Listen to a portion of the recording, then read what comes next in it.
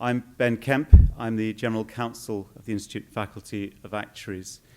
And I'm absolutely delighted to welcome this morning Dr. Moses Cheng as our first plenary speaker of the conference.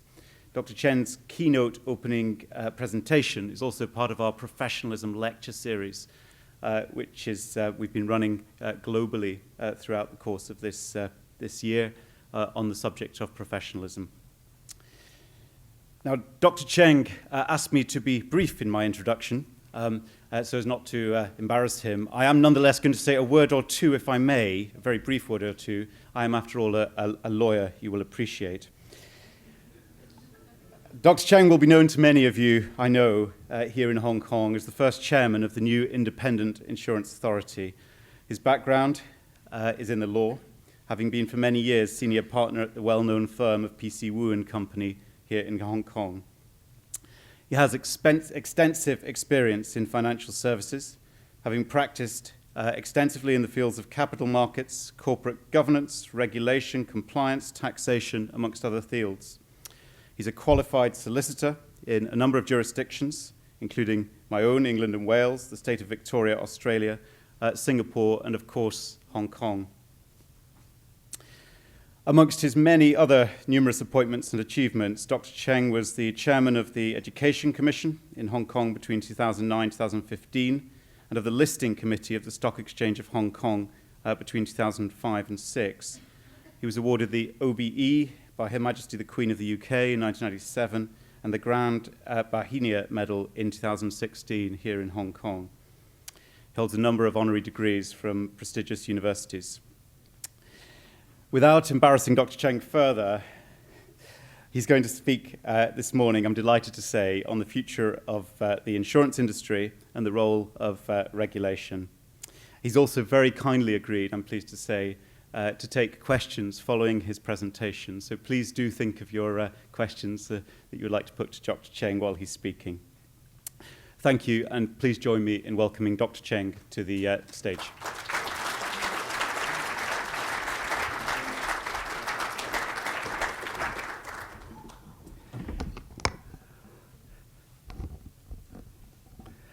President Colin, Conference Chairman Stewart, ladies and gentlemen, good morning.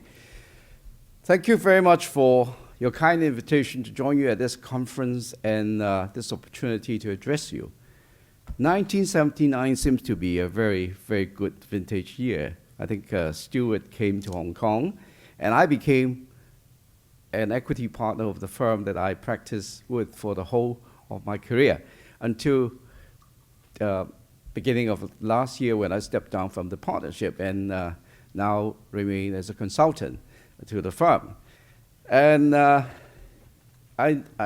Stewart has been a friend for many years. We serve on various boards together, committee together. I mean, like a lot of Hong Kong people, we participate in public services and to continue to build Hong Kong. I think, and on that note, I would appeal to the younger members sitting here who are residing here to, I mean, besides working hard for your own career, serve Hong Kong, continue to serve Hong Kong. Not so much on the internet, but actual participate in actual work, okay?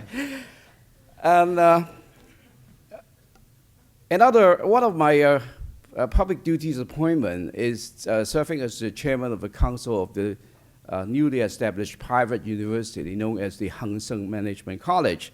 And in September this year, we're starting a new course on business administration with focus on actuary study and insurance. And hopefully some of the graduates will become members of your very, very respected community of actuaries. And on that note, I would get back to the topic that I was asked to address you this morning. I was originally given the topic to speak to you on the role of regulation in the prevention of financial crisis. I mean, that's a very important topic and a very suitable topic. But on the other hand, I think with the in order not to bore you too much, because I think a lot of you have read a lot about on this topic, I think I would rather sort of narrow it down to what I'm working right now on is to to work with the insurance industry to hopefully build a better future for the insurance industry in this region, and to examine the role of regulation. I must apologize to the audience sitting on this side because I think my big body blocks some of your sight, but don't you worry. I think a copy of the PowerPoint is made available to the organizer, and if you are interested, you can ask to be supplied with a copy. So, ladies and gentlemen, a very famous columnist, Michael Skapinker, wrote in the Financial Times as early as March 2002, he said, and I quote, "Whenever there is a whiff of company corruption in the air, the French detain their corporate elite for questioning. The Americans wonder when the sex angle is going to emerge, and the British would commission a new report on the role and effectiveness of the non-executive directors."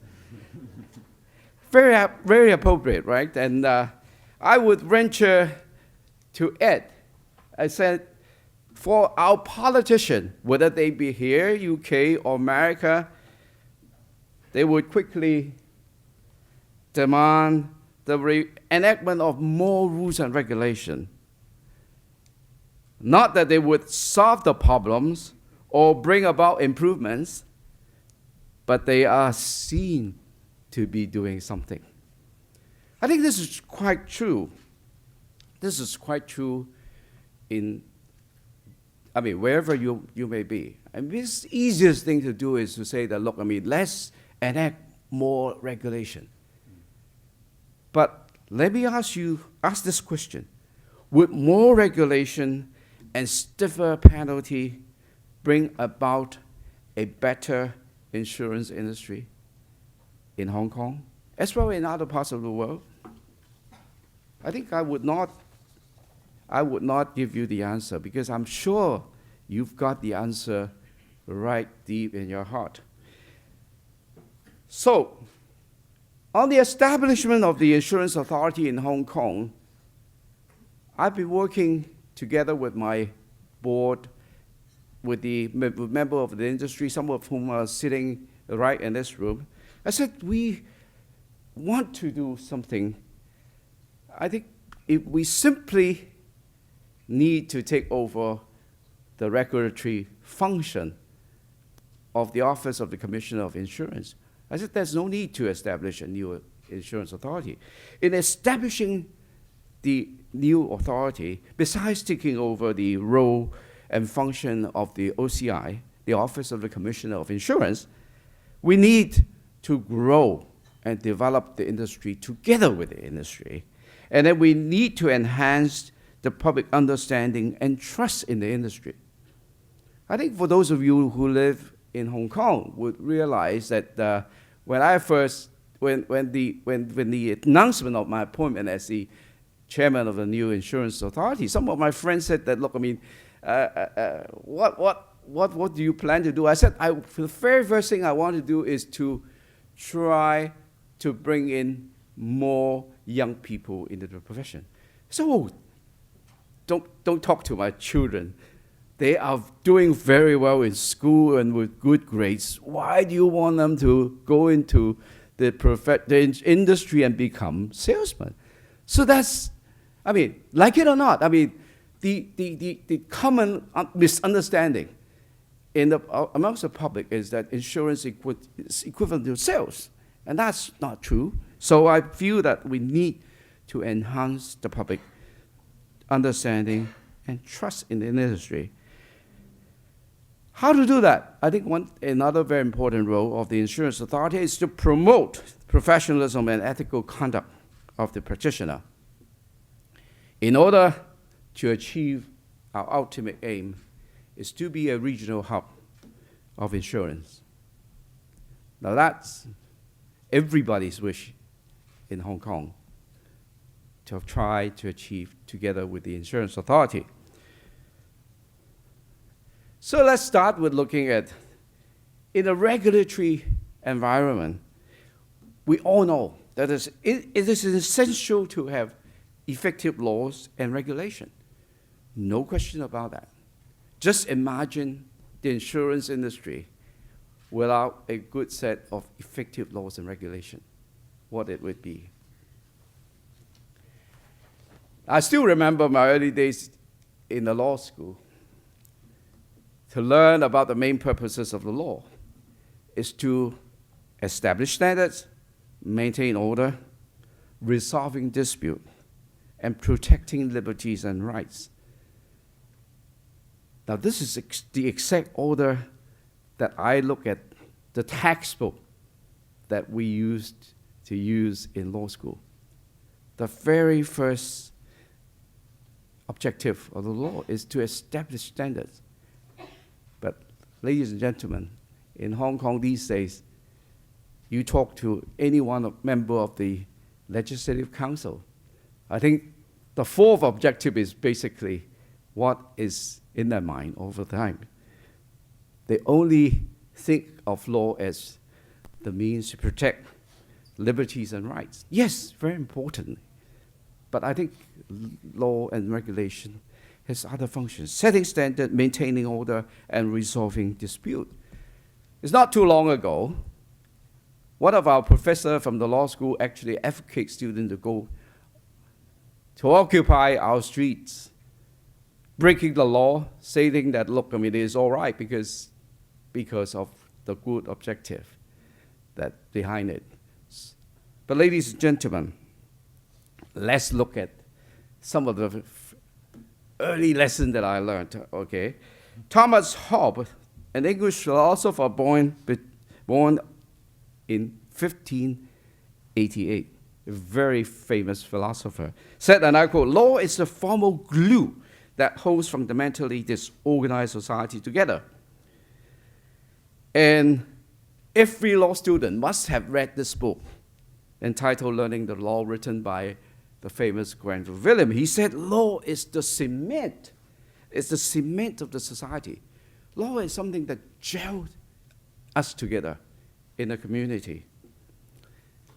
Law and regulation set the minimum standard, ladies and gentlemen, the minimum standard which everyone in the community must observe as the proper balance between self-interest and the common good of the community. That's the main purpose of the law. Just imagine if we don't have law and regulation. I mean, those who work in Central would know, without laws and regulation, without effective enforcement, 4 lanes on Davao Road Central, 4 lanes became 1 lane. Why? Because all these people are not observing the proper balance between self-interest and common good.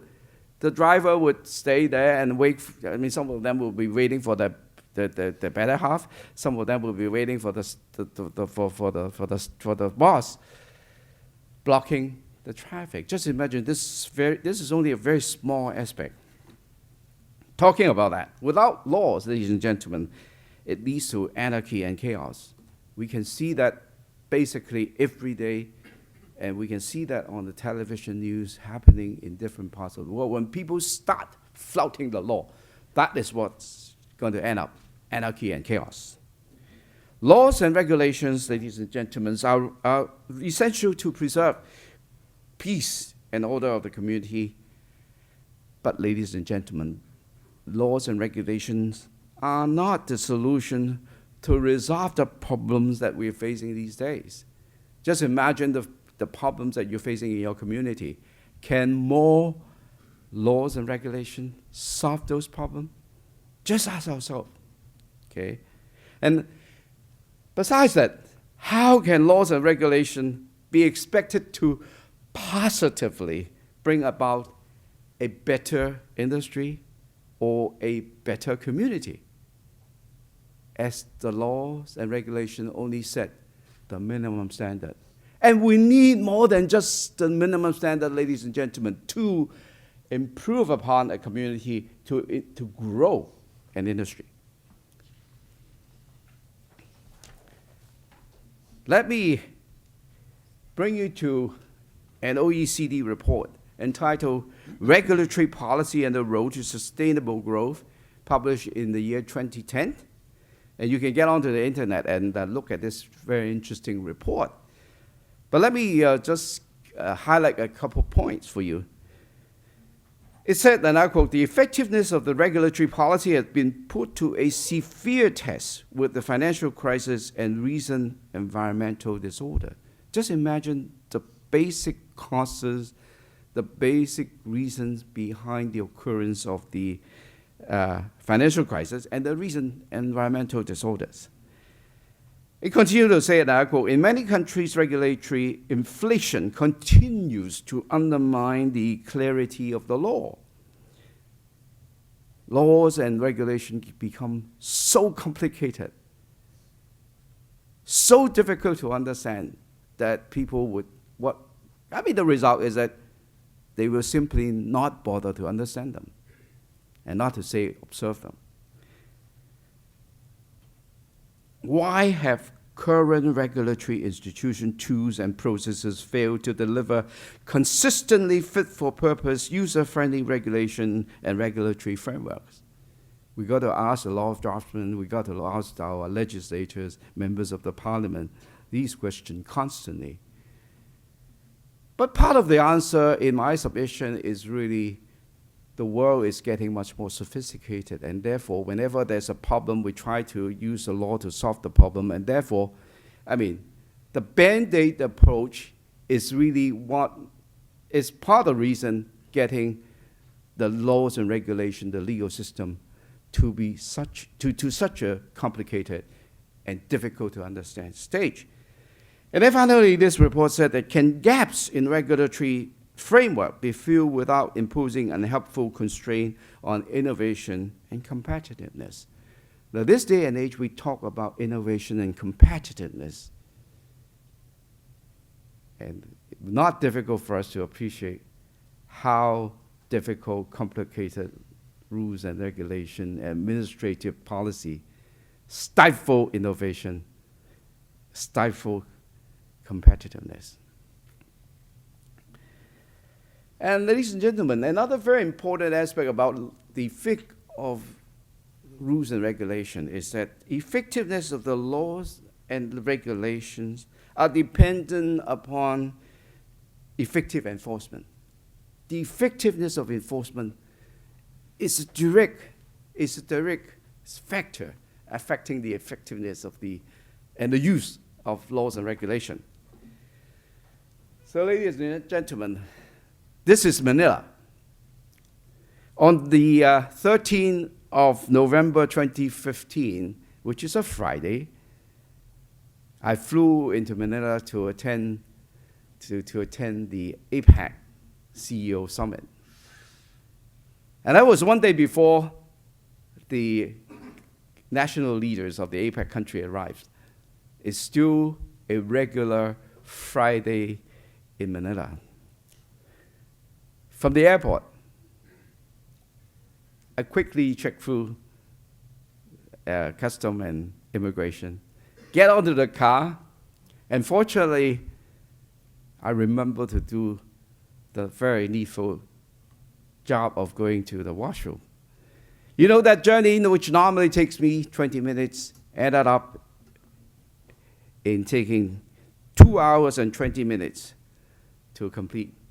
If you're familiar with Manila, you know how close it's the airport to Makati, the hotel area. I was staying in Makati Shangri-La, which is 20 minutes away. And then when I left Manila that trip, because by that time, all the roads were closed because the national leaders were attending the APEC conferences. It took me not 20 minutes, but 12 minutes from the hotel to the airport. But because of the 2 hours and 10 minutes, I was actually 2 hours ahead in arriving the normal time. So, ladies and gentlemen, in the newspaper, in the Philippine newspaper, they describe this as a failure in governance. It's not a failure of the legal system, it's a failure of governance. And he said effective traffic enforcement is needed, and authorities so far have failed to control the situation. So there are adequate laws and regulations to prevent this happening, but without effective enforcement. So back in Hong Kong, this is what I was referring to. I'm sure that you recognize this is in front of the building that I work every day. This is Prince Building in Central. And this is the road situation in the absence of a policeman or a traffic warden. You don't trust me, you go there during lunchtime and experience for yourself. We have very good rules and regulation against blocking the road. But without effective information, traffic jam is everywhere. And as a result of traffic violation. So ladies and gentlemen, I ask you the question, would enacting tougher legislation, stiffer penalty, solve our traffic jam problem? Most probably not. Ladies and gentlemen, law without effective enforcement is equals to no law. So, good governance is more than compliance with the laws and regulation. In my submission, good governance means policies, process, and structure used by an organization or government to direct and control its activities, to achieve its objective, and to protect the interests of its diverse stakeholder groups in a manner consistent with appropriate ethical standard.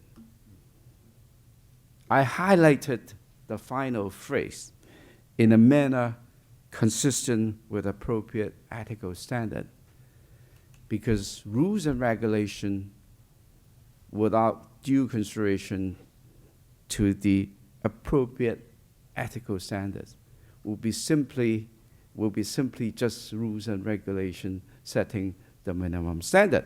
And that's not governance in my submission. So, in the King's Report number 2, published in South Africa in the year 2002, it seems that I love to go back to 2002. That must be a very good year. Anyway, it said, and I quote, governance is essentially a function of leadership. So, in governance of an organization or government, we need to see leadership and direction, clear direction.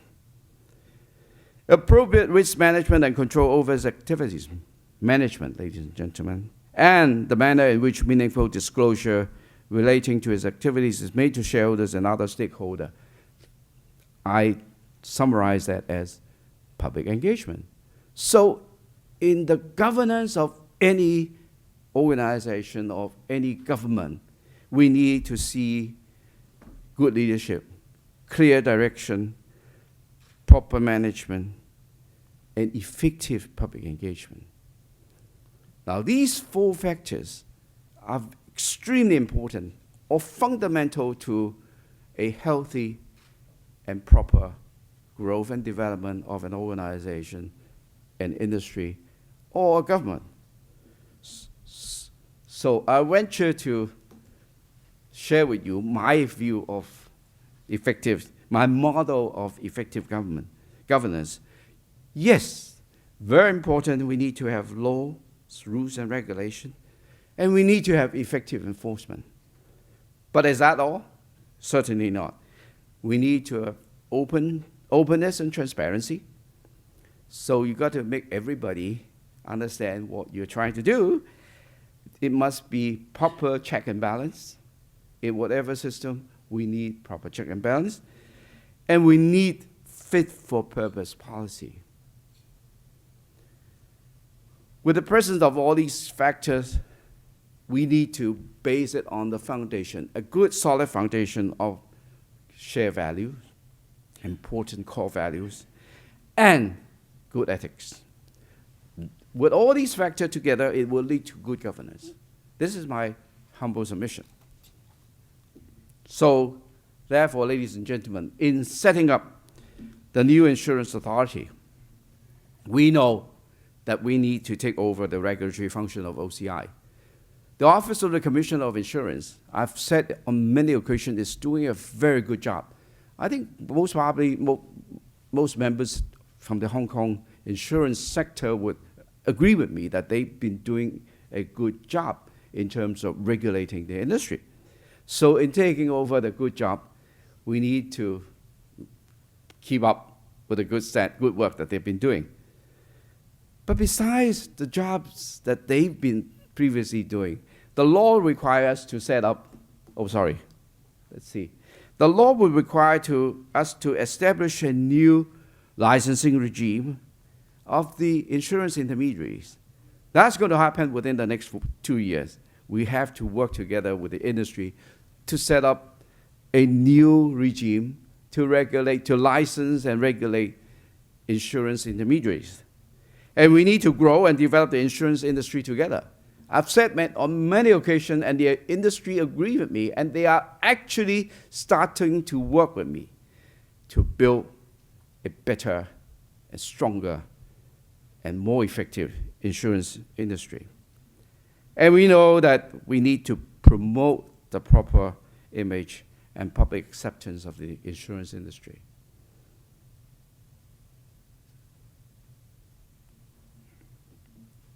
You may ask me, how do we grow and develop the industry? I would also ask you the question, how do we grow and develop the industry? If you have good ideas, please, you're just a phone call or an email away from me. Let me know your views, okay? But let me share with you my own formula. The very first factor is that we need a market with good potential for growth.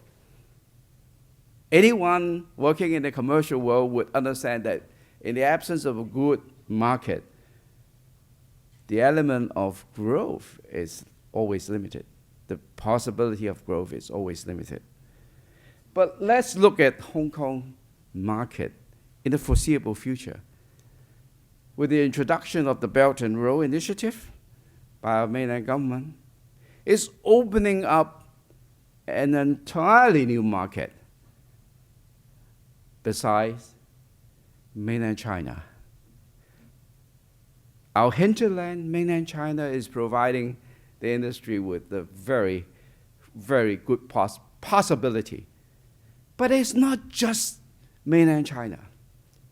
And I said on many occasions to our tertiary institution in Hong Kong, when you are looking at recruiting foreign students to engage in studying in exchanges with Hong Kong students, it's more than simply just China. It's a much bigger market. I said we study a lot, we read a lot about globalization, but in terms of our academic world, I'm sorry to say that they are still very narrowly focused in China and Hong Kong. Equally, I'm sharing with our friends from the insurance sector in Hong Kong, sitting in this room. Our market is not just Hong Kong. Hong Kong's market is relatively small. And I understand from them, from members of the industry, that the Hong Kong market is too small to bring about sizable growth. But ladies and gentlemen, I think in China, if we study the recent history of development of China, if you understand the central government policy and work on those policies, as true in UK, as true in Singapore, as true in Malaysia. If you work together in line with the government policy, the job will become so much easier. My experience in extending my legal practice into mainland China, a lot of people said, how I have to go and kowtow to a lot of people, and some of them share with me, and that they have to pay a lot of different agencies to build up the relationship so that eventually they get permission. But I set up my first office on the mainland China not in Shanghai, not in Beijing. I set up in the beautiful city called Chengdu in Sichuan. And a lot of people said, hey, where is Chengdu? Where is Sichuan? I don't have to answer that question anymore. I work on the policy of going west, adopted by mainland China in the early 2000. And that cut down a lot of red tapes, a lot of difficulties, and within 3 months, I got my permission to set up my first office in Chengdu, and that's still there. And we are still the only Hong Kong law firm practicing in Sichuan. And I showed you how. I mean, I'm not trying to say that I was really far-sighted. A lot of people said that I'm far-sighted, I'm very good. In fact, it's that I just work in line with government policy. I'm using that example to share with our friends here is that, look, I mean, there's a huge market for growth. We need to work to target these markets for growth. Now, besides that, in developing the industry, I don't need to share this with you, but I think in refreshing our memory, we need an industry respected and well received by the public in order to grow. No question about that, okay? So what will bring about this respect and confidence? Professionalism, good values, ethical standards, and ethical conduct. Now, everybody knows about this. The trick is, how do we bring about that to be commonly shared within the industry? Now, that's the challenge, and that's very important. Another very important aspect for the Hong Kong insurance sector is really we need to have a sensible requirement of the risk-based capital system in Hong Kong. I was given to understand by the Office of the Commissioner of Insurance that they have been going on with a very healthy dialogue with the industry. Working together with the industry, we hope to be able to build up a model and system that are tailored to the Hong Kong circumstances and addressing Hong Kong challenges. Now, that's our common objective. And when we take over this job, let me assure all my friends here in Hong Kong that we'll continue to do that. We'll continue to listen to you. We continue to see.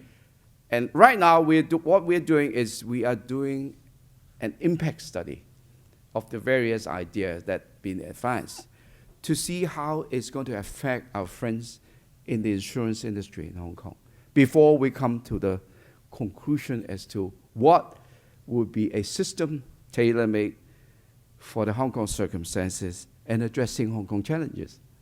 Now, that's another very important aspect affecting our growth and development of the Hong Kong insurance industry. Now, let me share with you a passage which I pick up.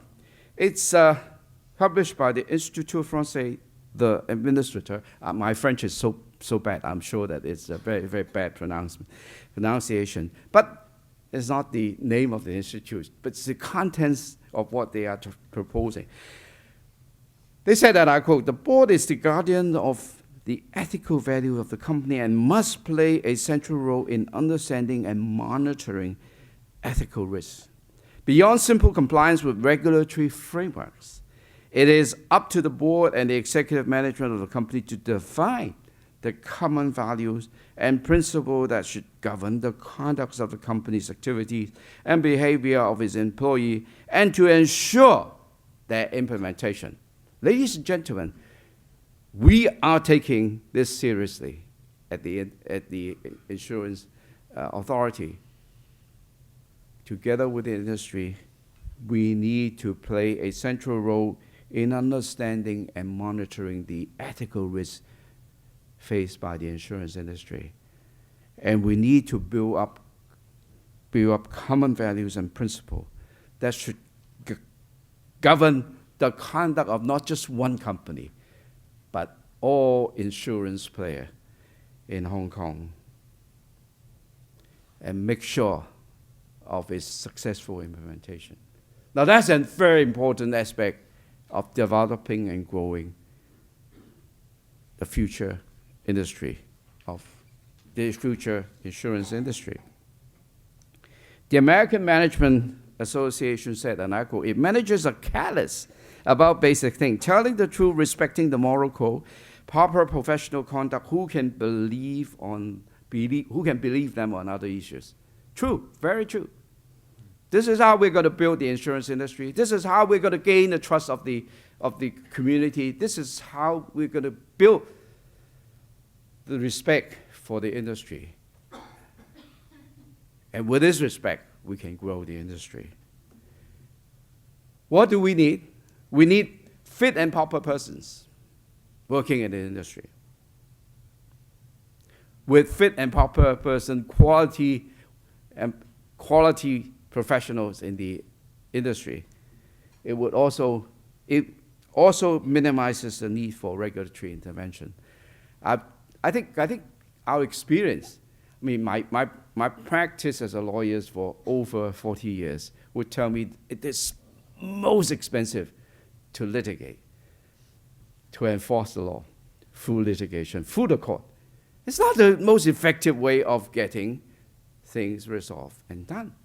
The first lesson I learned as a very junior trainee in the law firm is that litigation should be the last resort. But ladies and gentlemen, this is not the lesson that some of our young lawyers learn these days. Because it's not going to generate, because litigation really generates the best cost income for law firms. I'm sure insurance company knows very well about that, you know? And I can see the smile on a lot of people's face. So I've shared with the industry, I said, look, I don't want to waste my resources on fighting disciplinary proceeding. I had enough experience of that, serving as a lawyer, serving on other capacity, including when I set up the Real Estate Agents Authority here in Hong Kong, when I set up the Financial Reporting Council in Hong Kong. I know how costly it is. But how can we minimize that? Without effective enforcement, our regulation would not be useful. So we need effective enforcement. So I've told everybody, don't try to test me. Although I'm not hungry for litigation, but I have no hesitation to catch you if you fall below the bottom line. Now that's a message that I've been telling everybody. I'm not a hungry enforcer, but I have no hesitation to bring you before the law if you try to go beyond the bottom line. What I'm interested in spending our resources is to build professionalism, ladies and gentlemen. Good education foundation. I want our graduates from the various institutions to be good and fit for the industry people. I want them to have good conduct. I want them to have good, solid professional and technical training. And more importantly, the world is changing so quickly these days. We need to have structured, continual professional development to upkeep our standard. I think that's what the authority is going to bring. We share the common belief. If I don't do 20 hours of CBD, I'll lose my license next year. Unfortunately, the Law Society said that by coming to talk to you, in preparing this talk, I get credit for my continued professional development.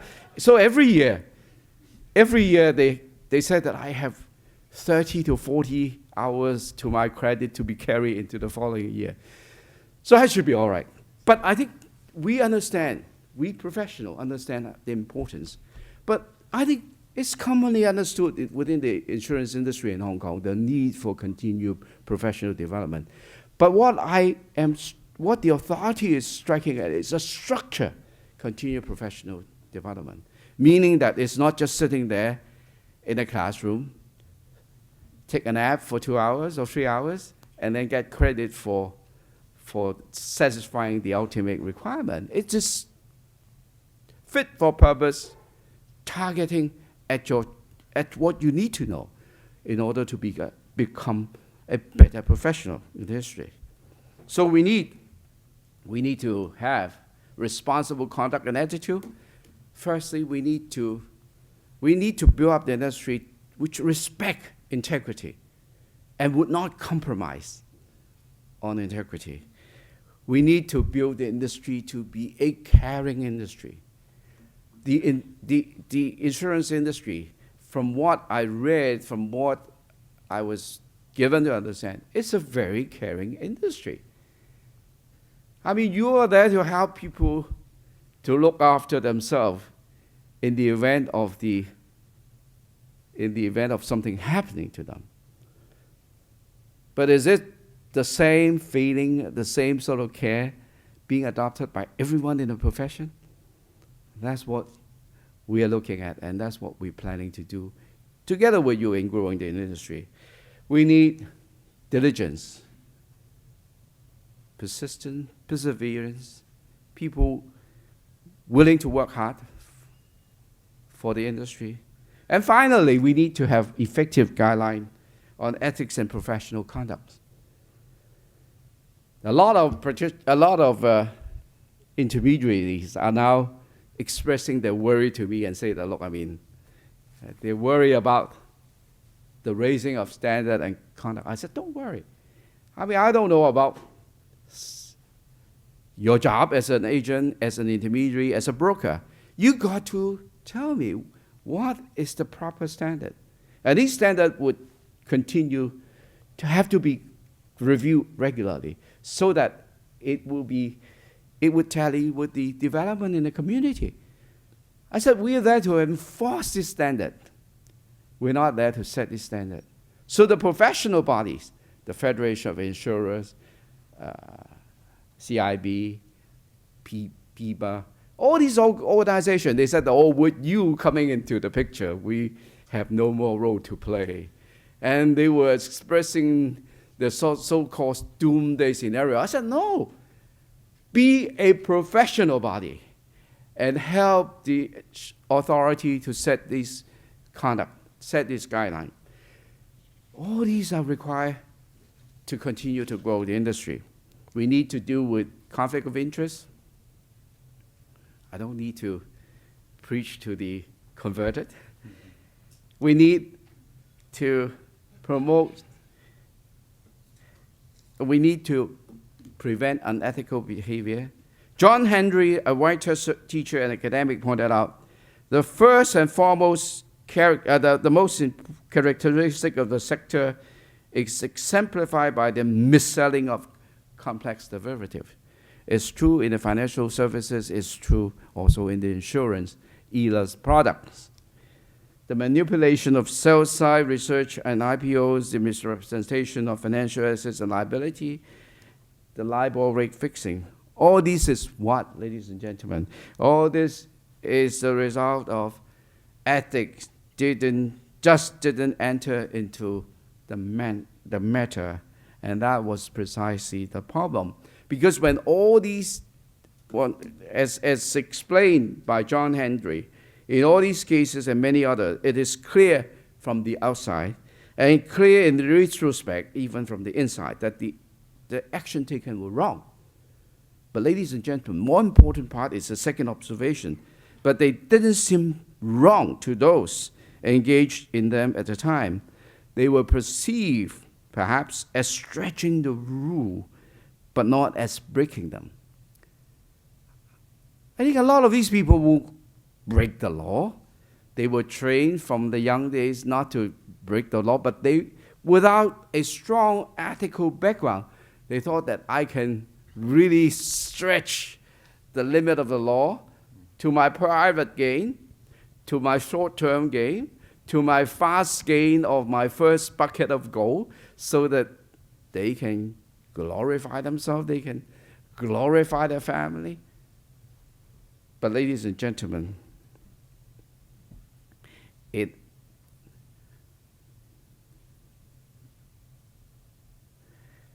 really the nonconformance of the social and moral norms that underpin all these problems in the financial circle. But can these be cured by regulation? We all know the answer. So, ladies and gentlemen, the future growth and development of the insurance industry is dependent on the close collaboration of the industry, and more importantly, each and every individual practitioner in the industry with the insurance authority. There's no question about that. I've been advocating that from the first time that I was addressing the industry. And I'll continue to ensure that the authority will work closely together with the industry and with every practitioner. Let me end by citing what a veteran in Hong Kong insurance industry, Michael Somerville, said in his speech to the Business and Professional Federation quite some time ago, when they were initiating the idea of the insurance authority. He said, and I quote, "For any overall regulatory system to succeed while maintaining a healthy industry, there must be a balance of respect and cooperation between the two. The two means external regulation and self-regulation." I cannot agree more. And this proper balance is what accounts for the ultimate success of the insurance authority. So, in growing the insurance industry, ladies and gentlemen, we need to remember four words: integrity, honesty, law-abiding, fair, respect for others and diverse view, trust, care, a caring environment, a caring community, care for the community and the needs of the people, diligence, hard work, perseverance, embracing the change and technology, and finally, collaboration, teamwork within your company, teamwork with the authority, quality products and services, innovation, and public engagement. So, ladies and gentlemen, we need to walk the talk, and we need to maintain ourselves with no compromise on these various factors. So on that note, thank you once again for this time that I shared with you, and hopefully I still have some time for our exchange. Thank you very much, ladies and gentlemen.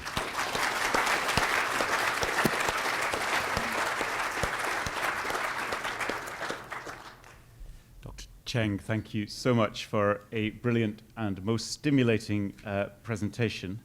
I am filled with lots of questions that I would like to take up. I'm sure the audience is too. We do have some limited time to do that. In a moment, I'm going to ask you to raise your hand and offer any questions you would like to take the opportunity to put to Dr. Cheng. Perhaps I can take the sort of moderator's prerogative in asking you a first question. Absolutely. May I do that? I have my CPD to do too, you see. Very, very important. I love the way, Dr. Cheng, that you talked about the balance in much of what you were talking about between the law and governance and effective enforcement, but not leading with enforcement, and ethics, and also towards the end there, independence versus self-regulation and getting that balance right. One of the things that we hear quite a lot about is regulation is obviously a good thing, but the trouble with regulators can be that they're inclined to regulate, just like legislators are inclined to legislate. And what you end up with is something you referred to, the sort of regulatory inflation, which can become then disproportionate. How, as a new regulator, if I may, do you counter that tendency? Now, I think the very first thing I have to do is ensure that my team understand the new team working at the insurance authority would understand, and then appreciate the importance of the balance. I think there are quite a lot of Chinese in this room, sitting in this room, and a lot of Chinese scholars sitting in this room too. I think we all know the importance in Chinese traditional belief of the balance between the yin and yang. I think the success of a person, the success of a company, the success of an industry, and the success of a government is to be able to maintain this balance. So, as I said, to enact more regulation and laws, very easy. Not necessarily in Hong Kong, because it takes a long time, because they would filibustering if they don't like the legislation, despite the fact that they know that at the end of the day, by voting, they will lose. But they will try to stop that. But still, it is regulatory. It is relatively simpler to put in more regulations. I think to be a good regulator is to be able to enforce the minimum standard while promoting the better standard, the higher standard, which majority of the industry would follow, would be willing to follow, would be motivated to follow. I don't believe in catching people. There's no fixed working hour during the 21 years that I served as the senior partner of my legal firm. For all the professionals, I give them this target. I said, I don't care whether you sit in your desk in the office or you work from home. As long as you can meet your deadline, no complaint from the client, you bring in your target income for the firm. If I don't see you daily, it's not a problem. You are there because you're a professional. I respect you. But if you start to fall below all these problems when the clients start to complain, then I need to do something about you. To what? To adjust this balance. I think this is the same mentality, this is the same philosophy that I'm going to share with my fellow teammate, my fellow staff of the authority. I said, if we can keep the resources needed for working together with the industry to grow and develop the industry, it will be much more preferred by the industry. But I also share with the industry, I said, look, it has to start from you. If you continuously observe a high ethical standard and a standard of good professional conduct, that's how I can save the resources for a better use, for more effective course. So that's the message that I've been spreading around, and I think it's quite warmly received. It's the collaboration, the effective collaboration between the industry and the authority. As I said earlier on, I have no hesitation to catch those bad elements, because that's important. That's only fair to those people who are working with high ethical standard and good professional conduct. It's only fair to them that I would catch them and bring them effectively before and impose necessary disciplinary measure on them. But I want to do it effectively. so that it won't be. But I need the cooperation. I need the support of the industry.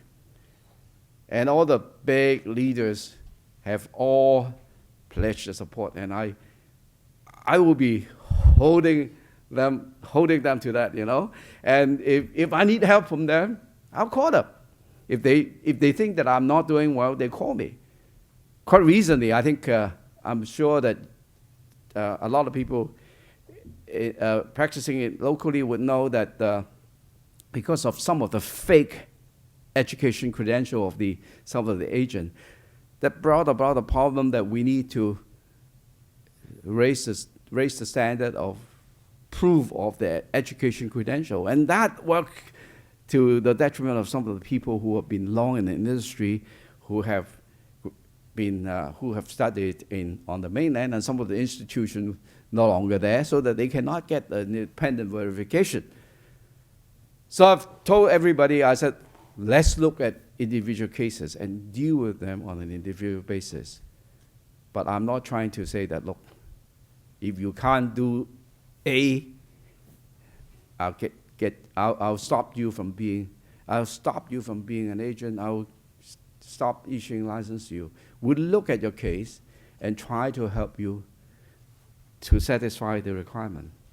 Now that's the attitude, and hopefully that is going to be welcomed by the industry, respected by the industry, and eventually bring about the close collaboration, effective collaboration between the authority and the industry.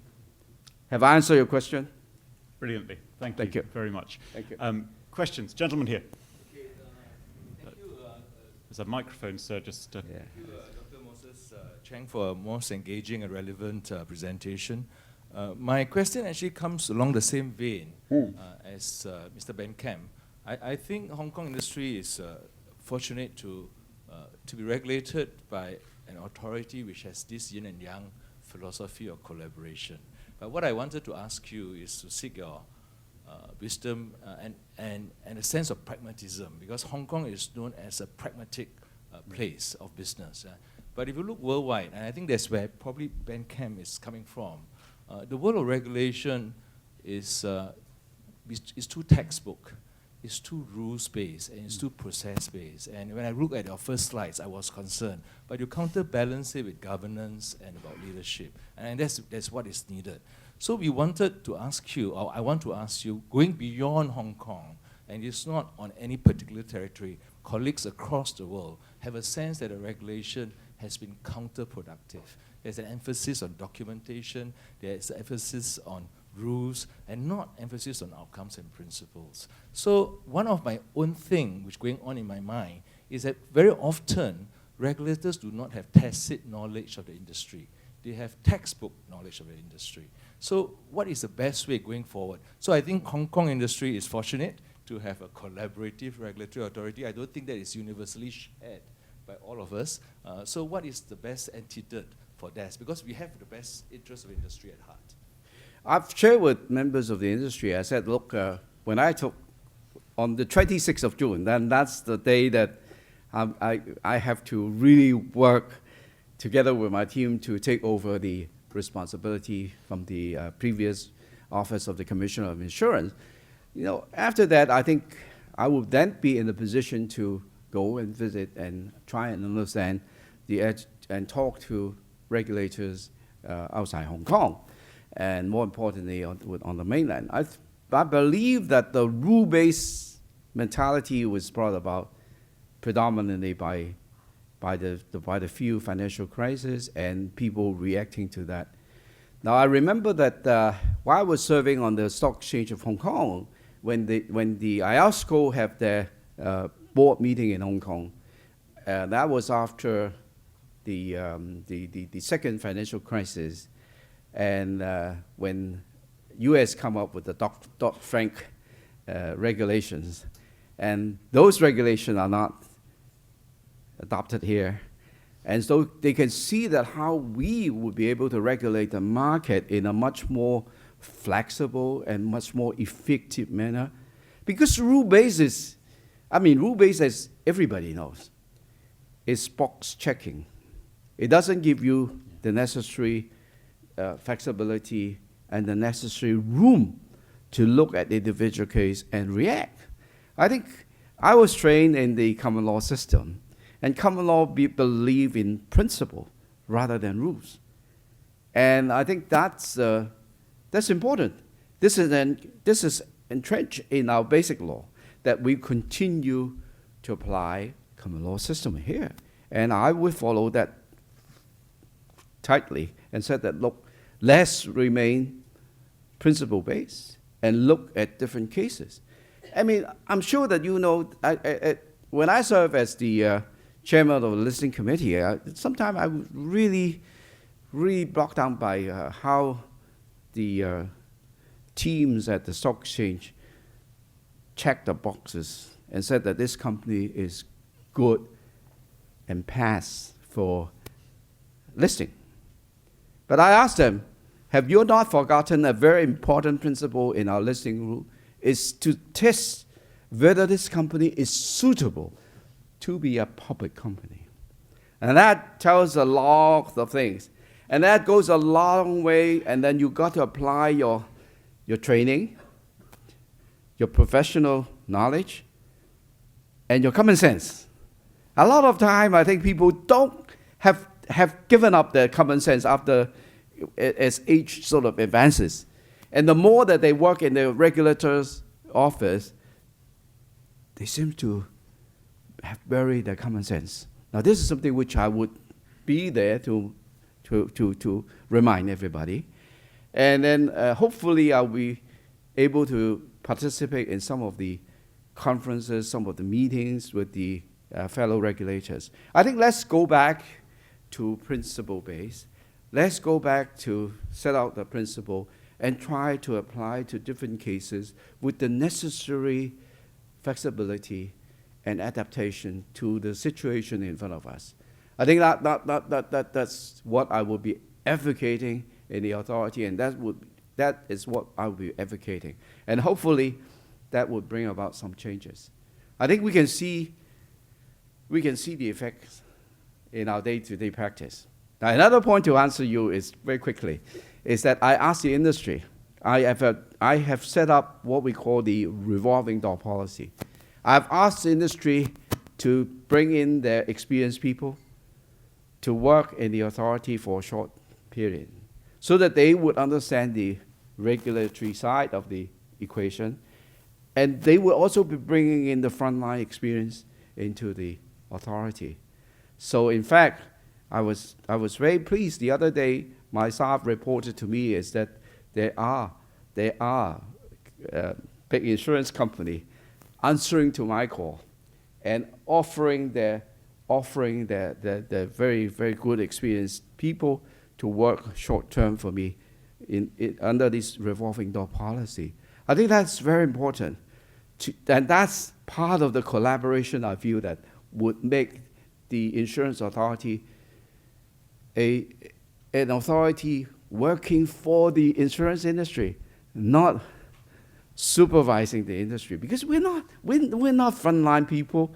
We don't know how to run insurance company, and we don't know how to create insurance product that would be sellable in the market. We're there to assist, to facilitate, not to control. I think a lot of people, like parents and children, the regulator will be very worried if they lose control. Like parents, you know, I've been parents. When my daughter's starting to grow up, go abroad to study, I become worried. And I would try to control more.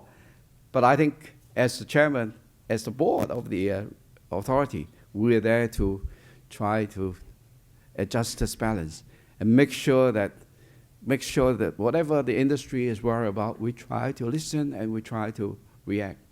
And hopefully this will be shared by people, and people will learn from experience. I mean, the effectiveness of Sarbanes-Oxley Act and Dodd-Frank Act, I think everyone sitting in this room, especially those people involved with compliance, know, and Basel III, it's a nightmare. It's a nightmare. And companies with 100 years history banking with a certain bank got notice that if that their bank account is closed, I mean, this is ridiculous. How can bank operate? I mean, insurance companies, that's not going to happen. Okay? If we find something problematic, we sit down and talk to you. And we try to resolve those problems. I think that's the attitude. That's the attitude that a lot of regulators have forgotten. And that's what I promised you that I hope that I will be able to bring back. Have I answered your question? Great, thank you. Dr. Cheng, thank you. I could continue this conversation all day. It's brilliant. But I have a feeling I have a professional responsibility to let both you and the audience get some coffee. Yes. So with apologies for those who I know have further questions, I think you have extended a general invitation for people to contact you, if I'm not taking Absolutely. Yep. My email is freely available. If you don't, I mean, you just send to mc@ia, right? .org.hk. Oh, there you go. That's my email address. You're just an email away. I promise you, and my staff is here. My public engagement officer is here. She will make sure that I answer your email. How about that? Okay. Thank you very much. Ladies and gentlemen.